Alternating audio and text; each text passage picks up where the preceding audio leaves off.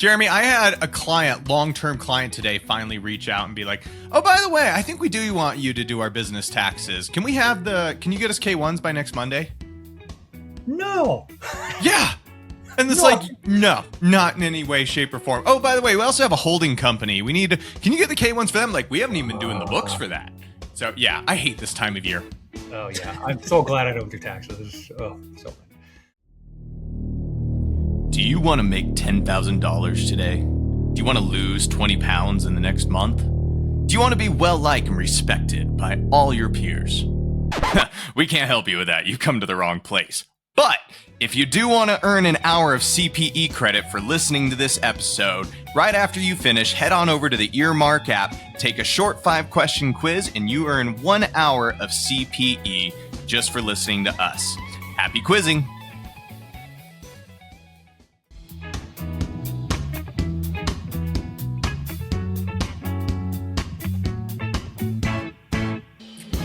Welcome to Unaccountable, the world's okayest accounting game show podcast for product news, updates, and education. I am your journal entry jester of a host, Tyler Otto, and I'm joined by the Credit Memo co-host, Jeremy Van Grohl. Man, it is good to talk to you. I'm just see another firm owner and not a business owner. Makes me very happy. Yeah, again, tax guy. Why? Why? You know, because I'm sure if I saw it's an easy sell. Yeah, it is. Yeah. It's like, hey kid, you want some candy? Because like I'm looking at your business structure, that S corporation or paying your kids. It's like, give me an annual fee and I'll give it right back to you in tax savings. And so that's the sell. You hook them. Yeah. But you're right. Sometimes, yeah, you know my pains. We've been talking. Come into my puppy van. Hey, we got a great guest today, but we got a lot of in the news to talk about too. So let's just jump right into that. Absolutely. First one, I'm happy to tee it off. But I mean, Xero's like, every time I think I want to count Xero out, it's like they're making some moves. And dare I even say sometimes it's a little bit like Intuit-esque. Because, Intuit, they're like, ooh, we have this ChatGPT integration. So Xero's like, well, we're shacking up with Claude. We're moving in together. So now Claude is going to have a deeper integration into Xero to help sort of automate stuff. The thing I've always liked about Xero is they're not trying to do everything themselves. They partner, right? They get Melio and buy them out. They're like big with Gusto now. And, like, cool. If this works out, like you've seen it, Claude is making headlines right now. Claude is making headlines right now with all the improvements. Like, hopefully this allows them to make a little bit of a leap in the industry. Yeah, and Claude not Claw, or you're going to think Open Claw, and then we're going to all get confused. I'm a little bit bitter about this because I was just getting good at ChatGPT, and now everybody's like, Claude's going to be way ahead of them now. And I was like, I can't figure another one out. Why? There's so many tools coming down the pike, too, and it's just like, and like Stats had an amazing video. I haven't seen it yet, but I heard about it, yeah. It was so good about how you can use it, and still everything in his video is like, don't do this. It is not secure. You should not put any of your client information in here. But here's what we will be able to do soon when someone figures out security. But it's like, I can tell you there are several apps right now that are building it into their programs, and those are secure. So it's like, I am not waiting around to figure out how I'm going to have to do this with Perplexity or Claude or OpenClaw. Like, I'm waiting till one of these developers builds the tools and takes the liability. Yeah. It's like, just always got to learn the next thing, right? As a business owner, it's and more shiny object syndrome. But right. Dude, our job is not going away. No. Second of all, Jeremy, I want to hit on this one heavily. You saw my message yesterday. You saw my Facebook post. I probably pooped myself right after I saw it. I'm like, please say he's making this up for April Fool's Day, which, like, our thing is messing with people. And you're not making this up, though, are you? No, I posted it yesterday. So again, we're recording on April 1st, but I posted this on March 31st. I get a nice little email from Loom. And we all love Loom. We've built our firms around Loom ever since we were all at BKX in 2021 and heard Ben Day talk about how it's central to his firm, and we all copied him. For those that don't know, Loom is a screen recording software that, they keep trying to do more and more. Record meeting minutes and editing and whatnot. But it's literally just record your screen, say what you're doing, send it over to team members, replace meetings, and replace SOPs. And it's been awesome. And the prices have increased a little by little, right? Like it's gone up over the years, but it's not awful. Yesterday, they send an email saying we are now doing this integration with Atlassian, or I think we got bought out by Atlassian. You're getting converted. Your price is going up from 15 to 24 per user, which Jeremy, you and I suck at math, but that's like 60% increase. Yeah. And also, you may have creator lights on your team. That's people that don't really need like all the bells and whistles of Loom, but like maybe they record like up to 25-minute videos a month, but like really basic. We let you have creator lights for free. Hey guys, Loom's like, don't worry about it. We're just going to we're going to deprecate creator light and we're just going to turn them into full licenses for you so you can pay $24 a month for them too. We got you covered. Don't worry. You'll just see the massive bill next month. I didn't even calculate how much more this will cost me without finding an alternative, but I immediately was like, sent it to my senior account manager saying, we're going to need to have a conversation. And that's like right now, if you are any of these other softwares, and I even threw it in AI, but like, what are Loom's largest competitors? And they brought me about a list of these. It's like, if you could be one of those right now and be like, hey, your Loom's going up, come over to us and we can bring your library of videos with us. Sign me up. I will do that right now. Yeah. Yeah, that's the biggest part is Loom has so many hours of my voice that it's like, I got to go save those down. So odds are it's like I'm deleting some accounts and keeping one master one so I can go download them in the future. Yeah, I'm not stoked. But Jeremy, this is the playbook for everybody. I mean, Melio, remember them? Like Melio came onto the scene. Hey, everyone, we'll offer AP for free. You just pay transaction fees, gain market capture, and then boom, $60 a month per user, plus like these minimum fees, plus whatever else. Okay, thank you. And then, there's other ones, they come along and that's just the thing. You offer it for free, get them hooked, right? That cigarette companies got this early. Drug dealers get this right. You get them hooked on the good stuff. And then once they're hooked and they can't go anywhere else, then you raise the rates. What was that 80s commercial? Probably before your time, but no, Johnny, the first one's for free and then we charge them. Yeah. And then we charge them. Want to try some cocaine? First snort is free. I didn't even tell you this one yet, but I added one. Ramp. You can add them to this list. Did you get this email? Today. Oh, I did see something earlier today. What are they doing? So bill pay, no longer free. We'll charge 59 cents per ACH and $2 per standard check. There's a 3-month grace period. However, if you have a Ramp business account, you won't get any charges. So I have mixed feelings on this one because I get it. Like everyone offers for free. Okay, so the rule in business is if you get something for free, it's either to hook you in or you are the product, right? Facebook offers their service for free because we are the product they're selling us to advertisers. All these ones that are offering free bill pay, they're trying to get market capture. Great. I get it from Ramp's standpoint, and I like that they're saying, hey, bank with us, so we earn money on the interest and just holding your funds and helping you with that, and then you still get it for free? Great. I mean, Relay, we all love Relay because they do bill pay for free, and that's their model. If you bank with us, you can use our bill pay for free.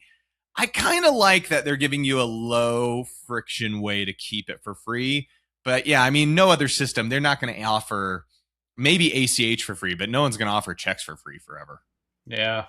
I'm still disappointed. Like, you just feel slighted. If you're good at something, never do it for free. And I get that, like the business model, but frustrating. Yeah.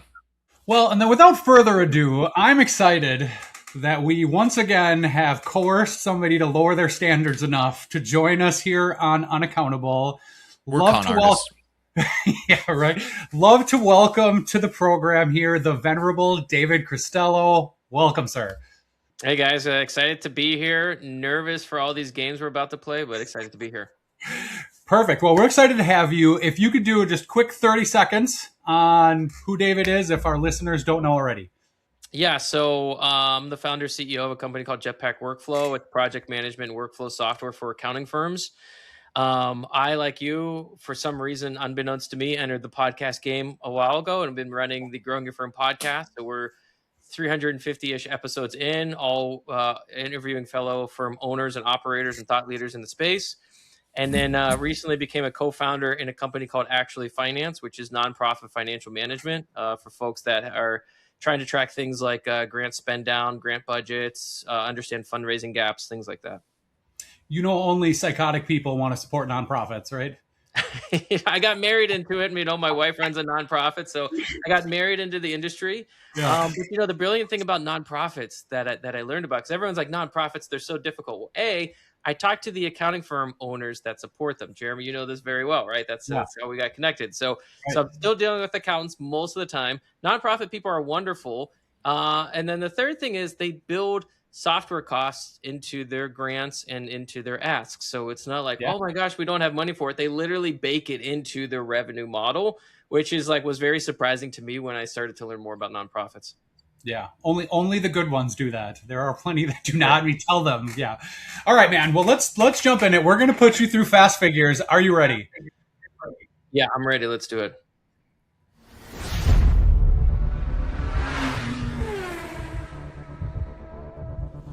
Welcome to Fast Figures.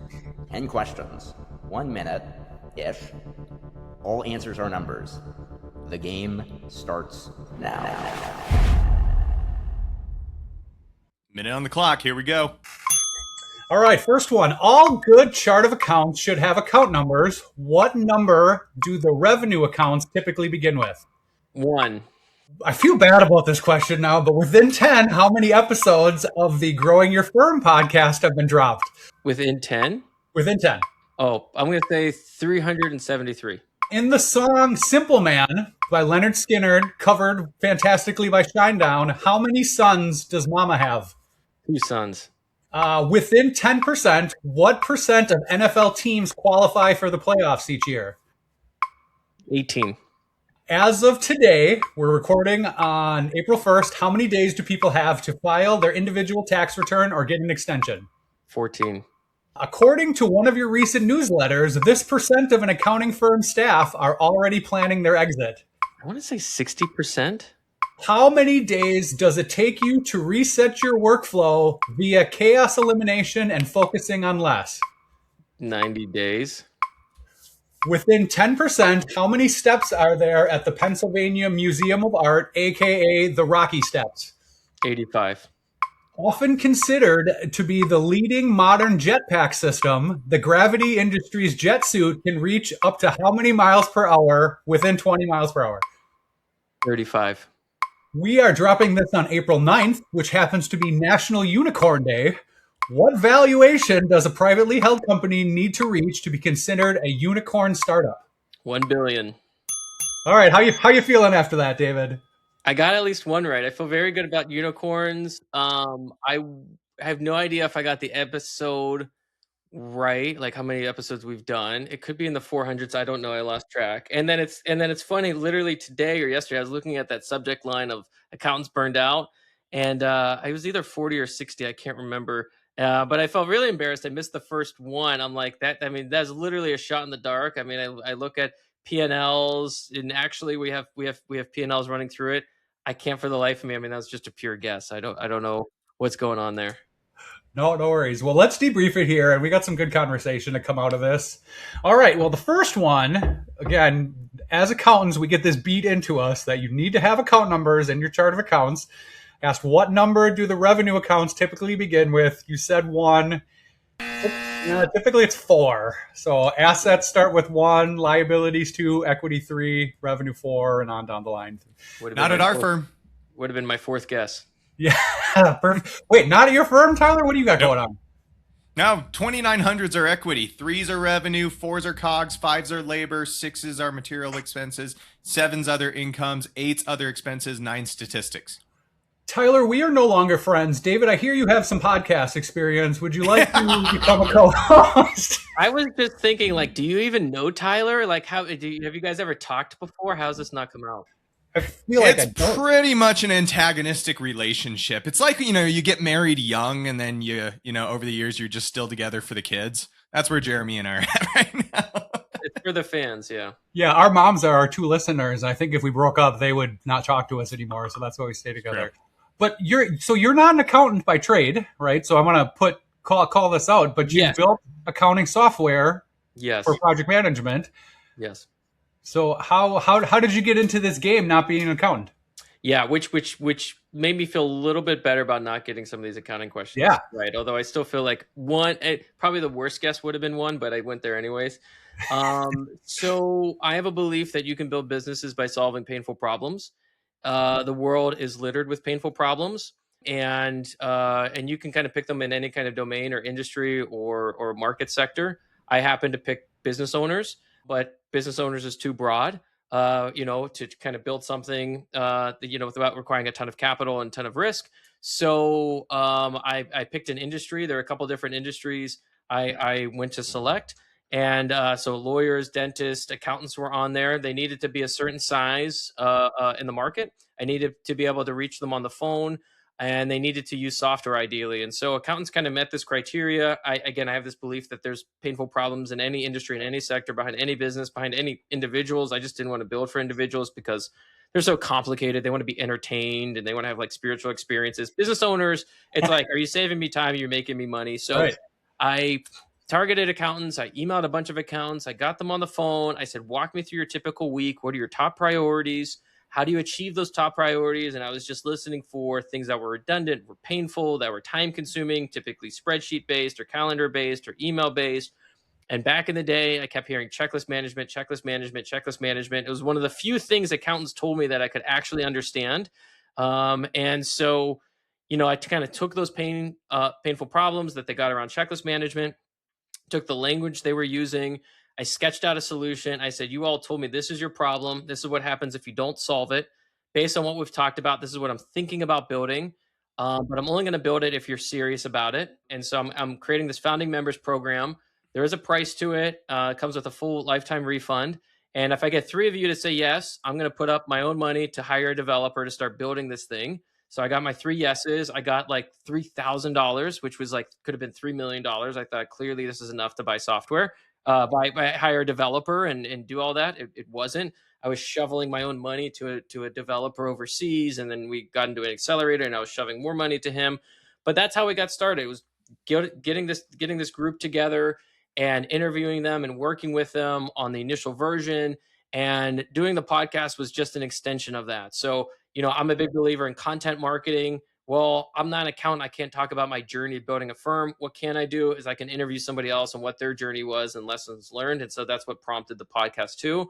But I'm very much the kind of interviewer, researcher mindset. I'm not like, I wasn't not in this industry. I wasn't an ex-accountant. I wasn't a firm owner. So for us, like, our core muscle has to be asking questions. Yeah.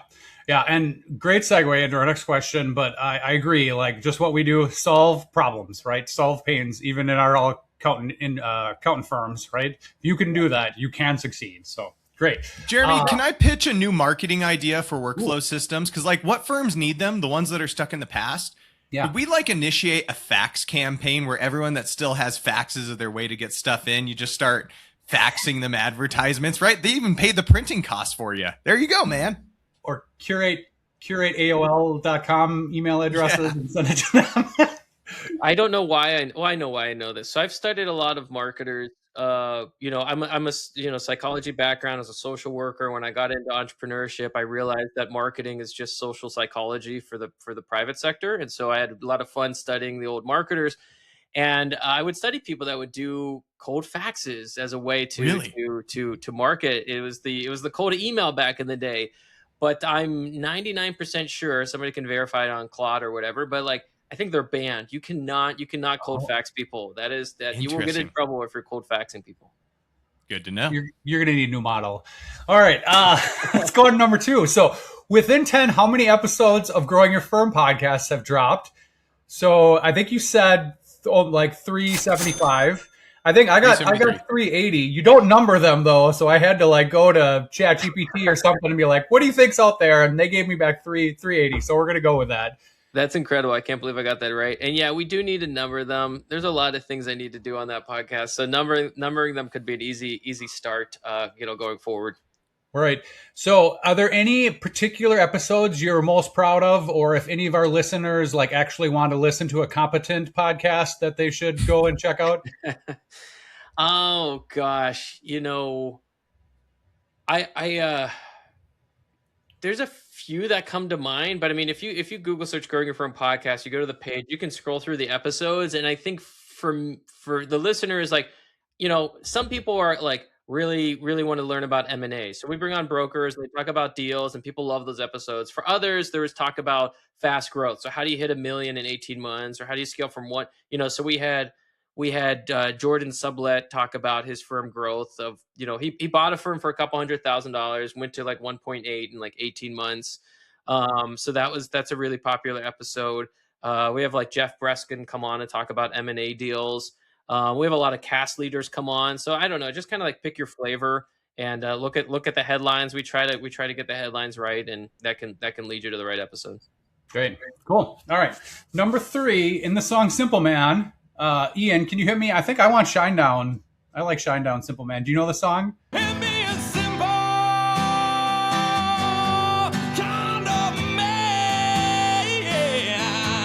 No, I don't know the song at all. No, I've never heard this in my life. Oh, God. All right. Tyler, I don't know. I didn't catch your audio there. Because I muted myself. This is the quality we have. I know. I have not heard Shinedown's version. Oh, okay, fine. The second line is Mama told, "Come here, my only son." So Mama has one son. Didn't get that one right. However, just to get this one, you are a proponent of simple software. Yes. What's your thoughts there? Like, why the simple software? Oh, well, I mean, it's in my mind, it's very straightforward. There isn't a single human being that goes to bed at night stressed out about their business, and they say, "Oh my gosh, I can't wait to talk to our software vendor tomorrow." Oh, like I'm looking forward to that lunchtime meeting, that 45-minute block for a demo. Like software's not the goal, right? Like solving the problem is the goal, and like the fastest path to solve the goal, is typically the one that can do the best. And so, things that are simple, things that are intuitive, things that are fast, they load fast, they perform fast. I mean, these are enduring things that are important to any product experience. And so that's why I think there's clearly advantages to complex customization, bespoke enterprise software, clearly good business models. There's little companies like Salesforce that have made a lot of money, like with a lot of customization, a lot of enterprise software, and that's fine, and it does well in its own right. And I'm a big fan of what they're doing, and Salesforce is a company that's great. But for the little guys and girls over here, like let's make it simple. Let's try to be small but mighty, software providers over here. And so, we want to provide simple tools that a small to mid-size, firm can pick up and use. We're not selling to enterprise customers that, want a 6-month implementation plan. Like this is, part of simple is also based off of our market segmentation too. Right. And I think I like it, like, just make it easy, right? Like, especially some of us that are getting older in the profession, like, I don't want to have to go to 15 sub bullets of points and try to figure things out. Oh, awful. Yeah, and I could tell you, I mean, like, it's not fun to build things that are simple. Like, it's harder engineering to make it, surfaceable on one level and clickable and editable.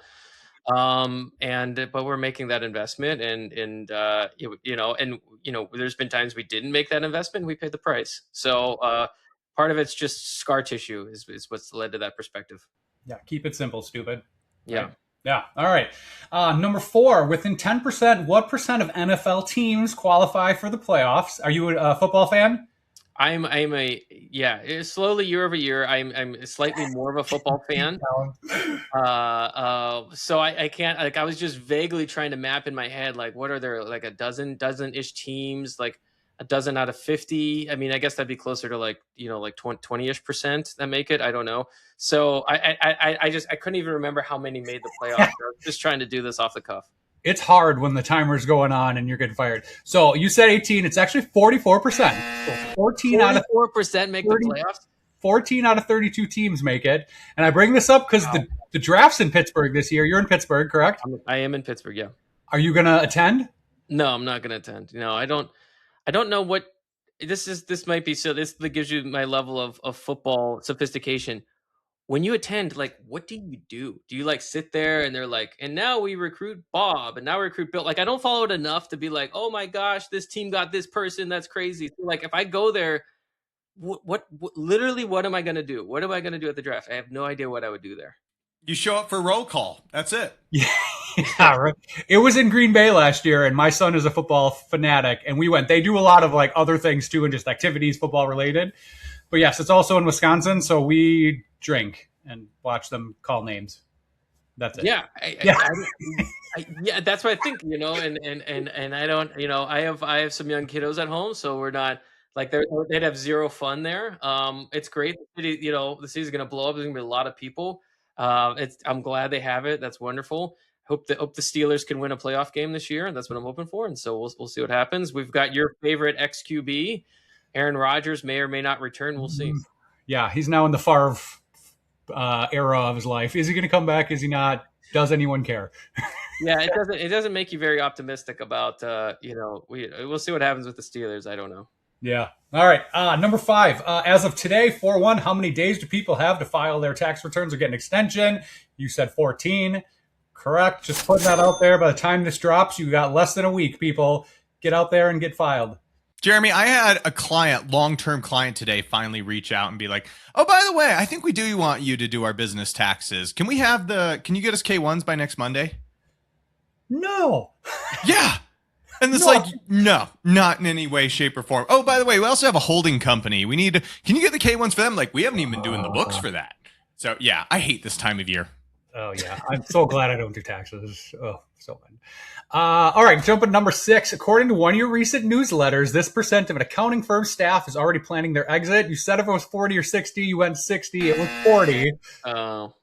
But let's talk about this. Why are 40% of accounting staff planning their exit?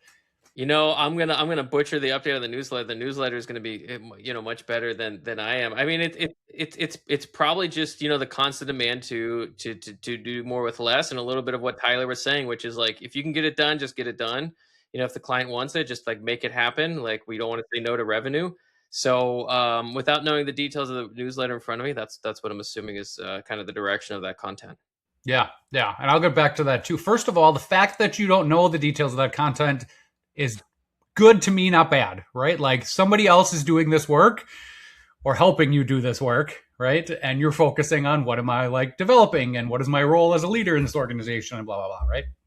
Yeah. There are some good. I gotta. Yeah. So just to double click on that, I got an LinkedIn DM from somebody in the community, and she was like, "Your last newsletter was so funny. Oh my gosh, when you said that line that said uneffable." I was like, we put the word on effable, like we spouted out. I'm like, we are now, what do you call it, PG-17, or what is it called? Yeah, NC-17. Yeah.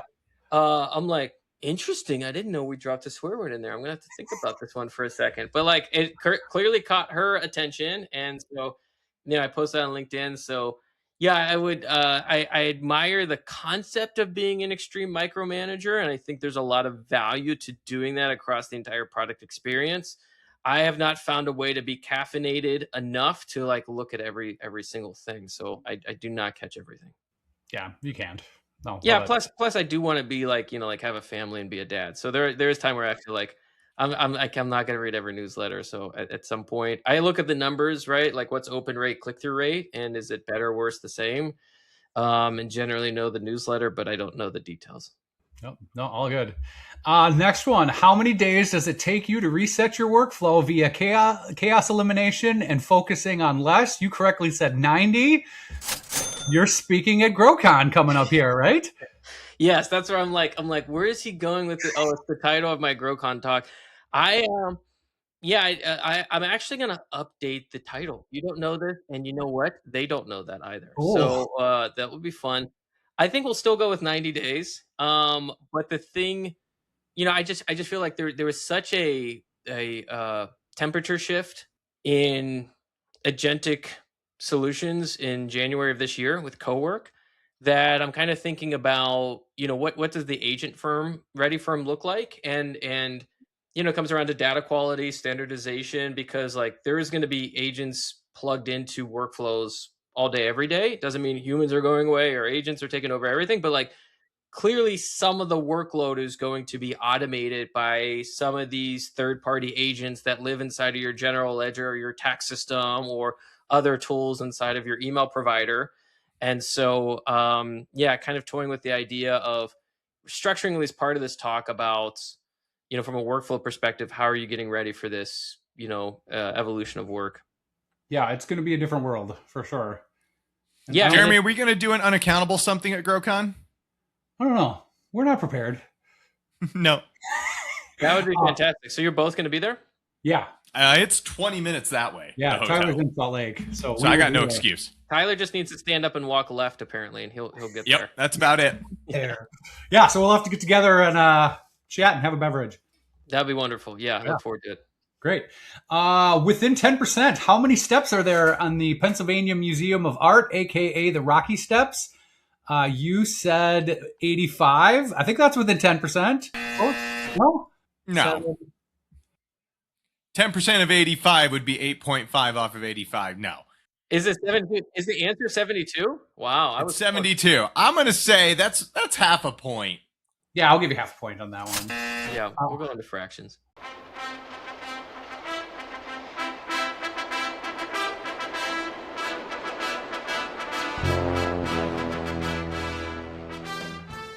I also think he gets a point because Jeremy thought that was within 10%. So Jeremy loses half a point for not doing math. I pull out my calculator for the most basic math equations, but then harass my kids when they do the same thing and be like, "Come on, it's just 10% of 100. Why are you pulling out a calculator?"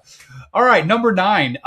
Considered to be the leading modern jetpack system, the Gravity Industries jet suit can reach up to how many miles per hour? You said 35. It can reach 85 miles an hour. Oh, that's cool. So somebody can you're talking about straight jetpack, guy with goggles or helmet, 85 miles an hour. Yeah, and this was one of the ones, like I did this, obviously CEO of Jetpack Workflow, I wanted to build that in here, but I looked and there were ones that were like 120 miles an hour or something, and I'm just like a big, like, nope, I will not strap myself to a rocket and go 80, 100 miles an hour. Hard pass. What's your limit? What's the fastest one would go where you're like, I would try that? Maybe 50? Really? I feel, 50? I feel like I wouldn't immediately die. Yeah, Just just fail somewhere. just paralyzed forever. Yeah. Yeah, right? It would just be a head. It's fine. Give Stephen Hawking a run for his money. No, all right. Now we know. Now we know if you see one. If you're looking to gift Jeremy something, no more than 50 miles an hour. No more than 50 miles an hour. I think even some of those scooters you see that go too fast, I was like, oh, God, that guy's Oh, booking. yeah. Yeah. All right, last one. We're dropping this on April 9th, which is National Unicorn Day. What valuation does a privately held company need to reach to be considered a unicorn startup? You correctly said $1 billion. Nice. Question on this one. It seems like Jetpack still pretty closely held, right? Yeah. How do you think that has benefited you, or where has that made things maybe a little more difficult with growth? Oh, yeah, that's a good question. So, I mean, we have raised money. We have gotten paper valuations, on the business. They are not $1 billion. We would certainly have a press release if we had one for $1 billion. Although in theory, back in the day, I think it was on April 1st, ironically, a couple years ago, Basecamp, 37 Signals, the provider Basecamp, put out a blog post and they said, today we raised $1 at $1 billion valuation. We've now reached the unicorn club status. Finally, we have made it as a software company. So, just to play on the facade of some of these valuations can happen at some times because they are really true and they are really accurate at times. And other times it's a bit of a Ponzi scheme of how things are getting marked up. And that's just a little bit of how the game works. But yeah, so we're privately held. We've raised a little bit of money, so about $3 million. I think where it's helped is, optionality. If we had raised more and we had venture capitalists, we would just keep raising, and then we would have to do either a fire sale exit, or keep raising until somebody bought us for an amount of money that was good enough for the venture capital firm to reach their appropriate internal rate of return to make their limited partners happy. When that works out, everybody's happy. And when it doesn't work out, nobody's really happy. And so you could have a great business, and we've seen this in the accounting space, and I don't have any insider knowledge, but just reading between the lines, where somebody could have a decent business, but I'm sorry, you're just growing, 10, 20% a year. You're only incrementally profitable. But your last round, you were growing 100% year over year, and you got a massive valuation, 10x top line revenue, and now you can get 3x top line revenue. Guess guess what? If you're a founder and you want to sell that business, like why would the board say yes, go ahead? I would love to take that markdown, unless it's really on fumes and they've written you off entirely. So it's given us optionality of what we can do for the business. We don't have to keep raising, we don't have to sell, like all those fun things. I think on the con side, as a non-technical sole founder, I think if I had raised more money sooner and got seasoned operators or VCs on board, they would have pushed harder on the glaring obvious weaknesses of being a non-technical sole founder, i.e. I can't code, right? So, you better really think about and stress test how you're evolving the engineering structure in the company. So a lot of that was just learning on the job, we'll say, and that's painful and it could be expensive. That's not to say every VC would do that. But I imagine more would than less, if they're putting in material amounts of money. If they're giving you at least a couple $1 million and taking a board seat, they're going to be like, shaking me, I would think, a little bit harder of glaring problems in the business to fix. But I've also heard horror stories that, look, if you get, VC comes on, they give you a couple $1 million, depending on their fund size, that could be not a lot. It's very easy to write that down. And when you stop growing, you get the partner swapped out for the associate, who just kind of comes in and attends the board meeting to fulfill their fiduciary and legal obligation, but really have nothing material to say. So it's a little bit of a, idealized version of that world. But I think I did miss out on having maybe some stronger advice and perspectives on what it looked like to kind of scale up, because we grew very quickly in the early days, but then hit sort of all sorts of scalability challenges with people, process, technology. I think I appreciate the perspective, because I think, like, even, and my firm's not big or anything, but like the offers now have just gotten so aggressive, and like every day of something. And it's like, some days you think about it on the rough days, but other days are like, kind of like what we got. So yeah. I kind of signed myself up for this 100-mile marathon of sorts by building a version 2 of the product. So even if I wanted to sell, people are like, how's the business going? Well, they're building a version 2. Is it out yet?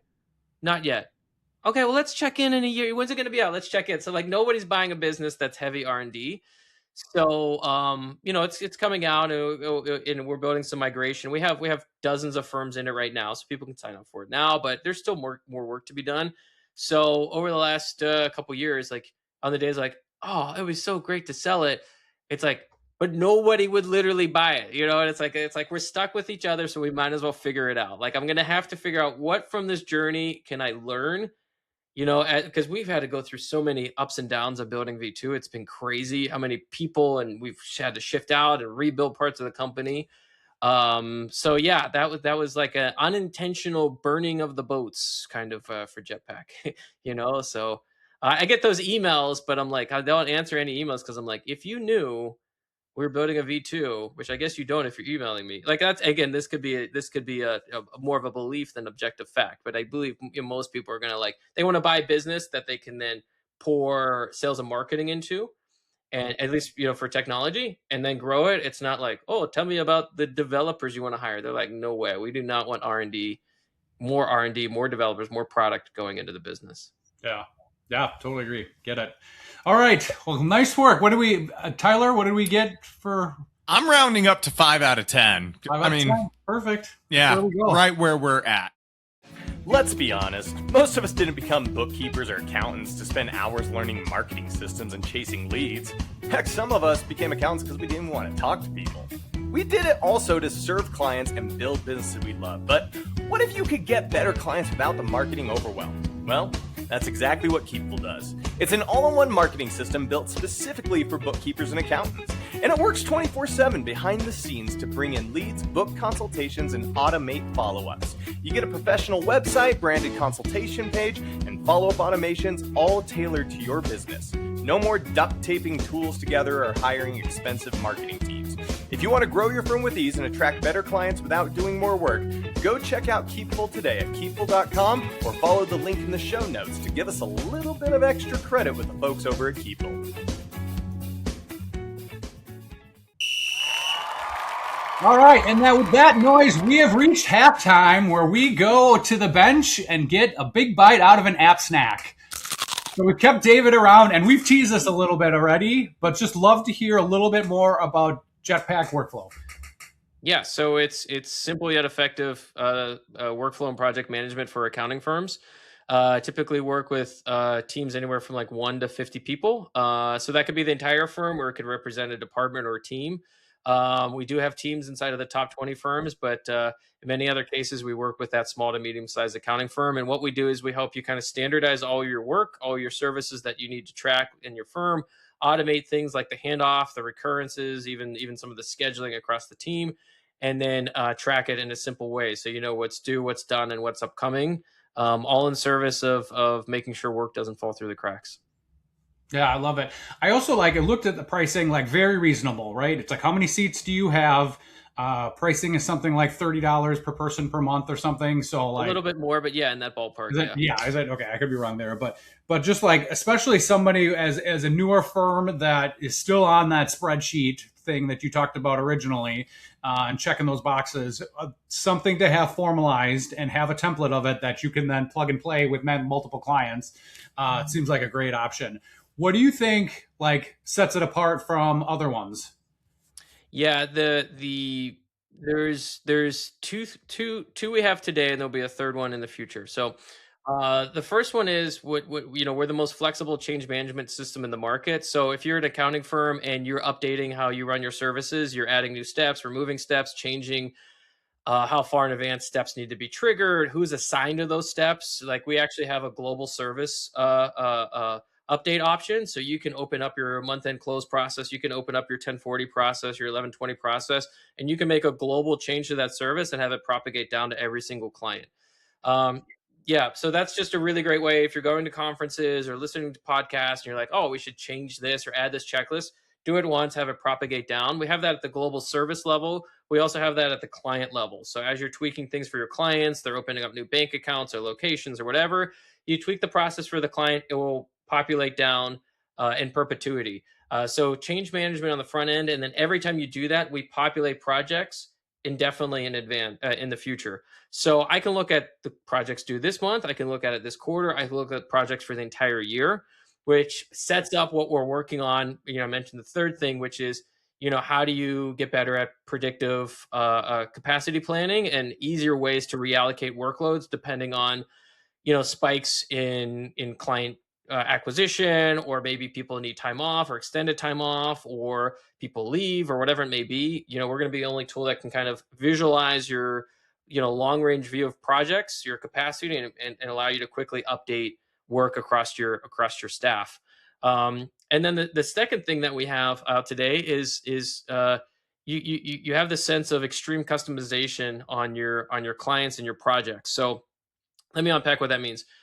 We found that in many tools, you're using Jetpack, you're using one of our competitors, there's this secret client spreadsheet you still have. And the client spreadsheet is the client name, and it has a bunch of columns about, who's the client assignee, or who's the pod associated with it, or what industry are they in, or what fiscal year do they have, what technology stack do they have. And, in Jetpack Workflow V1, we had this thing called tags, and people could do tags, but you couldn't do much with them.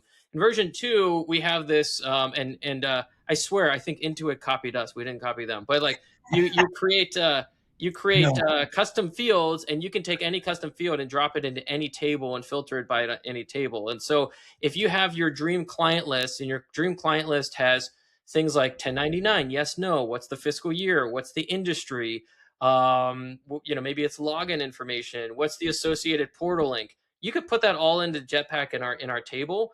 And then if you want to pull that into any kind of project view, to see the associated fiscal year, to see if they have a 1099, to see literally anything you want on the client level, you can do so. So it's just when I see a spreadsheet and somebody's like, can I put this in Jetpack?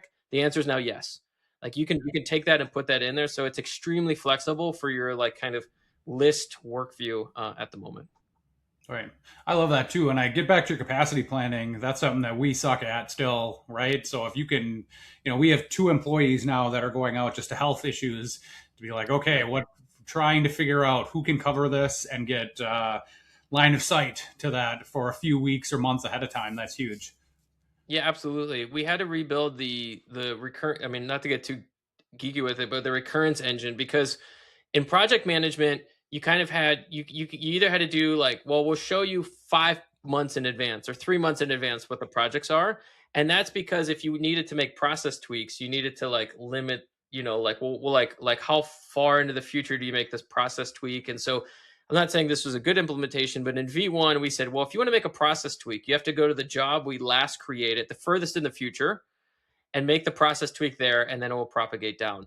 A lot of other people in our industry did the same thing, and we're like, that's really terrible, right? Because like you kind of get the worst of both worlds. You don't get to see if you know people are heading out in 2 quarters from now, but we only populate 3 months out. Then you're like, I don't know what's going on. And then if you want to make a process tweak, you have to go to the future one and then do individual ones between now and the future. So we modeled ours after calendars. So calendars kind of got it right, where like you take a calendar and you update it, and it's like, update this once, update this forever. The challenge is calendars are really easy. They have just one name, the event name, and the description. But in projects, there are things called tasks, and each task has a different due date, and each due date has a different assignee, and there's descriptions. And so we had to model all that logic together so you can make these propagating changes. And so you could, in our system, if somebody's out for 6 weeks, you could just say, for that 6-week block, send it to somebody else, or starting on week 1 of the 6-week block, do it in perpetuity. And in order just to have that simple experience, we had to like rebuild a project management engine that acted more like a calendar than it did a typical project management system. That sounds incredibly hard and way above my pay grade. Yes, hard, expensive, way harder than anticipated. Oh, I love it. Well, David, appreciate you joining us. If listeners want to reach out to you, where can they find you? I know we said you're going to be at GrowCon and we're going to connect. Where else? Yeah, David Christella on LinkedIn. You can just DM me. That's a great way to connect with me personally. And then if you want to check out the company, sliding into people's DMs, so like that's his preferred way. This is good. Yeah, that's great. DMs all day long.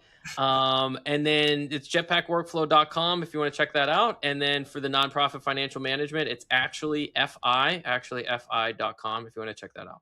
All right, man. Well, thanks so much for coming on, and we will see you in Tyler's backyard, apparently in Utah. That's right. 20 minutes left. Yep. See you guys there. Thanks, David. Thanks.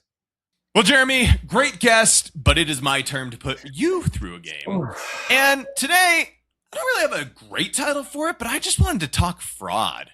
We're going to go into a game I'm calling Fraud Talks today, where I wanted to go over some of the frequent ways that we as bookkeepers and accountants can see fraud in a business.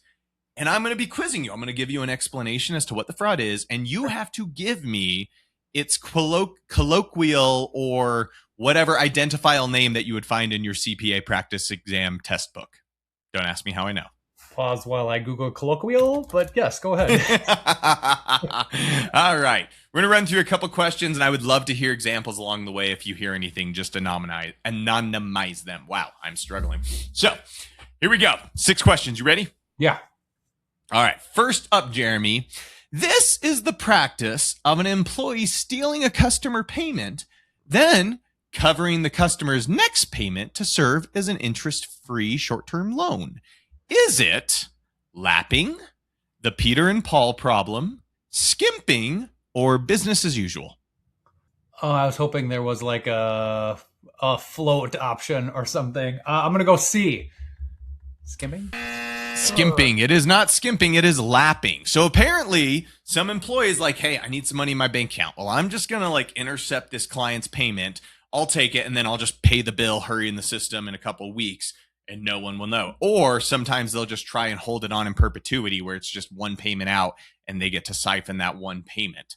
I think in the days of ACHs and online payments now, this is almost impossible, but I've got my clients that are still old school with cash and check, man. Yeah, and this is the employee that's doing this, much like the beginning of the show. This is like their taste, and if they get that one works, then like, what's the next thing that they're gonna do? And Grandpa's got a gambling problem. Oh, what do you know? Yeah, they get away with it once. It's a small little white collar crime, and then it becomes 2.8 million embezzled over a 30-year career that they never wanted to take vacations because It just snowballed. Yeah. That's exactly how it starts. Exactly. Next up, Jeremy. Oh, by the way, don't look at our business bank accounts for a bit. Second up, the practice of intercepting cash or other payments before it ever hits the accounting or point of sale system. Is that slicing, skimming, shifting, or totally acceptable if it's the business owner doing it? Oh, God. I'm going to keep going skimming and see if one of them's right. Well done. Avoid the shutout. Yes, skimming. Skimming off the tip. I mean, this is, dude, again, I'm hotels, restaurants, right? A lot of cash coming. And it's the thing is, I can't help spot fraud if it never gets entered into the point of sale, right? If someone orders something and they just take the money, this is, I would argue, the hardest one for the accountant to find. Because the moment the sale gets entered, life's good. With me, when I talk with my business owners, it's always about like, how do we make sure every transaction has to get routed through there? Because then we can see if cash is missing. I don't know. Is this an issue for you guys ever? The issue that we have, and maybe you have it on the small business side too, is like, first of all, they get audited, so they have to have controls in place, right? But then a lot of them don't have enough staff to make sure they have perfect controls. So like, how do you get, when you get a donation that comes in, that somebody like, are two people opening it together and at least creating the log? Because that same one that opened it is usually your admin that then gets the log to whoever, to the accountant, also brings the check to the bank, right? So there is a risk there. So yes, we haven't had this very often where we've seen it, but the risk is there because they do get things in through the mail. And not opposed to like money laundering, but did you watch Breaking Bad where Skyler at the car wash is doing the opposite? Like, Ian, I don't know if you got that clip for our video, but like, oh my goodness, one of the best examples of how money laundering happened. Because instead of it not going into the point of sale, she's just standing there with a stack of cash, entering it into the point of sale and just putting money in. Yeah, that was such a great example. Please give this to your car care professional. And the Black Explorer? Well, of course we could shampoo your floor mats, but really, deluxe detailing is the best bang for your buck. Oh, and SUVs are extra. And please give this to your car care professional. Thank you. Oh, and why was Skylar such a villain in that show? Like, she got a bad rap from everybody. Like, your husband is making an illegal drug product and putting your whole family. Like, why did she get such a bad rap? I'll never get it. I know. She deserves, she's the hero of that story. Question 3, Jeremy. The process of an employee clocking in for their friend. Is that tag teaming, buddy punching, time teaming, or exactly what Jeremy and Tyler would do if they worked at Radio Shack? Oh, you picked some good example names there. I'm going to go tag teaming. Oh, that one's down to the catchy. It's called buddy punching, apparently. And this one I thought was interesting to bring up. We're onboarding a client right now that has been doing things with paper time cards for years. Yesterday, we were meeting with them and my boy Aaron over at Gusto, and we were showing them how they can clock in on their phones or a tablet. And then they're like, well, why wouldn't they just clock in on their phones while they're at home? And I'm like, there's this thing called geofencing. And it about blew their minds. They were just like, this is the most insane thing ever. But up until yesterday, it was still a problem they could have had. I know this is one that like, it's another one that's hard to catch. And it's not always our jobs as accountants and bookkeepers to catch it. But also, like, you got to be able to float the ideas if something's going on with labor. I don't know, Jeremy, have you ever seen anything about this? Not really, but I agree with you in the concept, right? Like, it is your job or our job as a financial partner of our clients to at least show them where the risks are, right? If you're working on their payroll system or if you're handling, cash deposit tracking information, just to like point it out to them and be like, hey, have you thought about this? You guys have a plan, you're working through that, comfortable with this, all that stuff. Yeah. It's a hard one to catch, but I love the day of mobile now, because when it was just an iPad that everyone just had to have a code to check in, it's like, that's not any more secure. No, it's not. 3 more, Jeremy. So this one, we're talking some high-level manipulation now. But the company records revenue by shipping off excess product to its distributors near the end of a period, often with side agreements that those distributors could have refunds or returns later. So you're shipping out a lot before the end of an accounting period. Is it A, channel stuffing, 2, inventory dumping, or 3, side skirting? Channel stuffing. think I've heard that one. Done. Wow, Yeah, so so apparently manufacturers will do this. And like, you're playing the game, want your investors to think you're doing better. So you'll just ship it all off to your distributor saying it sells and then allow them to get refunds or return later and deal with that problem then. I had no idea this was done. Yeah. Did you ever watch Ozark? I watched season 1. I don't think it was in season 1, but there's a episode where REO Speedwagon is on playing at the casino or something, and Jason Bateman's like, "Oh, you pick $100. Could I pay you $200,000?" And then the guy calls the band, like manager, be like, "Yeah, this guy wants us to launder some money. Are we okay with that? Yep, let's do it." All right. Hey, so listen, the guy here wants us to help him launder some money. Yeah, an extra $100K. Oh, it's another one that, like, if you know your industry and you know the common ways people can, skim some money, like, this is you giving value. You're not saying, hey, this is what's happening, but you can identify it. Right. All right, next one, Jeremy. Over accruing expenses in a good year to be released later in a bad year. Is that rainy day planning? Is that generous best guesstimates? Is that cookie jar reserves? Or is that a promotable offense? I'm going to go cookie jar.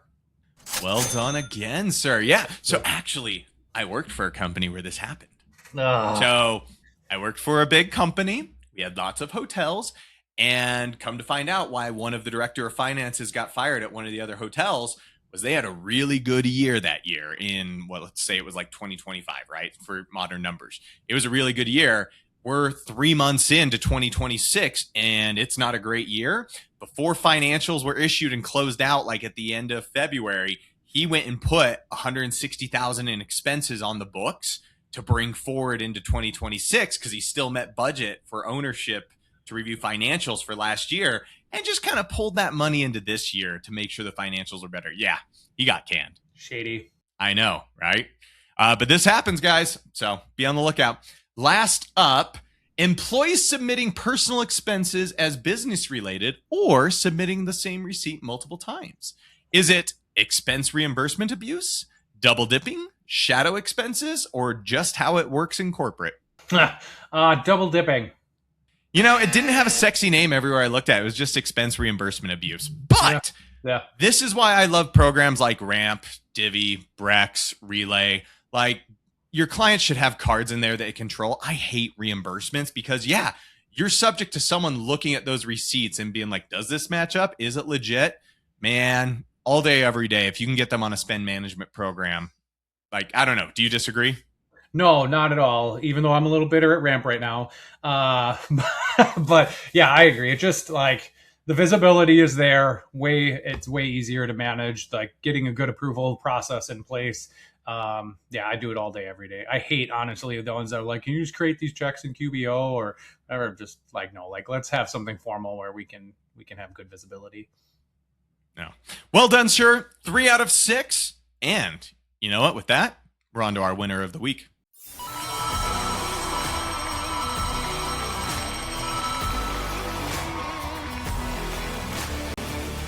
Well, winner of the week, I will take. I'm going to say this is you. You sent pictures and posted online that you were at Gusto headquarters and then visiting our recent guest and Rockstar Roman. What's like? Is this like a Tyler the Auto Road Show? Yeah, taking a page out of stats books. No, dude, Yeah.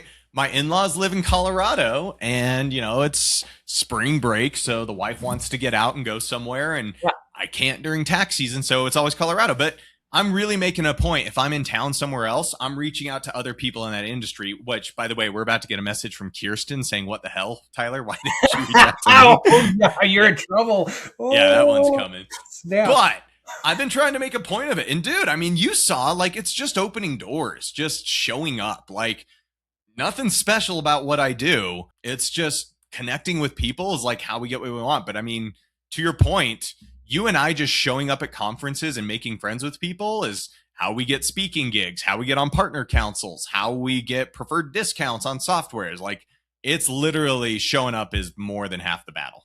Yeah. And thanks for throwing me under the bus with my gal, Allie, at Gusto. Super appreciate that. You're welcome. That's how I roll. All right. Loser of the week. Yes, I would love to take this one because it was a great article. But this is still going on, guys. The winner of the original Survivor, because, everyone's still watching Survivor, Richard Hatch, just got hit with a $3.3 million fine in back taxes after his $1 million prize in 2000. So he was accused of tax evasion, and that $1 million prize from winning a live reality TV show game is now $3.3 million in delinquent income taxes. Holy smokes. Talk about backfiring. I've never watched Survivor, but what do they tell them? Kind of like the Donald Trump, you're fired when you get kicked off the island or whatever. What do they tell you? You're just out? Is there a... They extinguish your flame on your torch, and I think you've been voted. No, the tribe has spoken. The tribe votes you out. The IRS tribe has spoken here, and Richard Hatch, you are not the winner. Tribe has spoken. Yeah. Oh, yeah. Rough. But good to have this out there. If you win a big prize, get an accountant or a CPA involved. Being like, I have a lot of money now. Can we tax prepare accordingly? Ugh. Yep. Well, Jeremy, that is all the time we have for this week. So let's make like a sneezy baseball player and catch you later. Oh, boo. All right. See ya. Hey, man.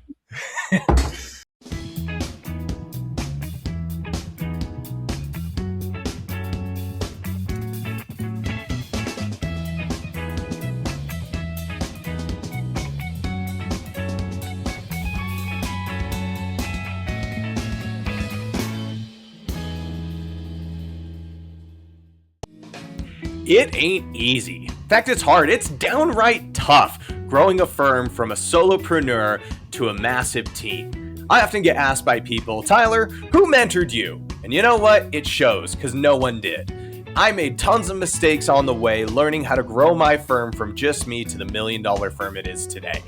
And so, when people ask Tyler, do you mentor or coach? I say no one should be subjected to that much of me. But what we did do is bottle up every best practice, tool, resource, template, and walkthrough that we could and package it all into what we're calling the Firm Foundation. Head over to thefirm.foundation to get access to our library of resources, tools, templates, and instructions on how you can scale your firm faster and get all the tools and resources you need to make your team successful and ultimately get yourself out of the business. Head on over as we're releasing out how to do bookkeeping workflows, tax workflows, metrics, fractional CFO, and more. So get on over, Firm Foundation, sign up for our next release, and we can't wait to see you there. Thanks.